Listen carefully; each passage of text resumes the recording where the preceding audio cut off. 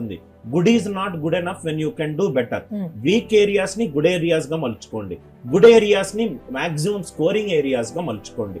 ఇది ఒక 2-3 వీక్స్ కి ఇది గనక మీరు హ్యాబిట్ ఫార్మేషన్, మనక 21 డే రూల్ ప్రకారం హ్యాబిట్ ఫార్మేషన్ అయిందనుకోండి, not only for RRB NTPC, in your life this is a very important habit that I want every student to have.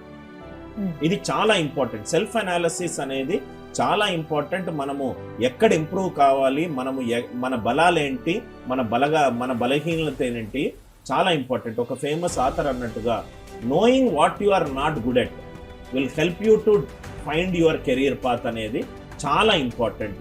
Especially ఎందుకనంటే ఈ మ్యాథ్స్ చాలా మంది అడుగుతారు, sir maths, reasoning, GK, GS, right, ఇవన్నీ ఎగ్జామ్లో ఎందుకు అడుగుతున్నారు సార్ అని.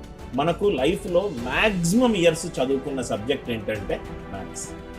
ఇప్పుడు జాగ్రఫీ, హిస్టరీ, పాలిటీ ఇవన్నీ ఒక 7th లో మనకు బిగిన్ అయింది. మనకు ఆల్మోస్ట్ ఫస్ట్ క్లాస్ నుంచి మనము ఆల్మోస్ట్ +2 వరకు ఎక్కువ సంవత్సరాలు చదివిన సబ్జెక్ట్ ఏంటి? మ్యాథమెటిక్స్. మనకు లాజికల్ థింకింగ్ పెంచే సబ్జెక్ట్స్లో ఏంటి? మ్యాథమెటిక్స్. ఇంకోటి ఏంటంటే రేపు పొద్దున మీరు ఆర్ఆర్బి ఎన్టీపీసీ కనుక అవుతే లెవెల్ 5, లెవెల్ 6, లెవెల్ 2, 3, 4 ఈ జాబ్స్లోకి వెళ్తే కొన్ని సిట్యుయేషన్స్ వస్తాయి అపూర్వ మన ప్రొఫెషనల్ లైఫ్లో. మన ఎబిలిటీ టు థింక్ లాజికల్లీ అనేది ఆ ప్రాబ్లమ్ సాల్వింగ్కి ఉపయోగపడుతుంది. అందుకే రీజనింగ్ ఒకటి అడిగారు.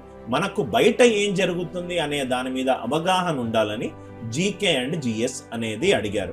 ఎస్పెషల్లీ మీరు ప్రాబబ్లీ ఆర్ఆర్బికి సంబంధించి కొన్ని జాబ్స్ ప్రొఫైల్ ఎలా ఉంటుంది అనేది కూడా మనం డిస్కస్ చేద్దాం.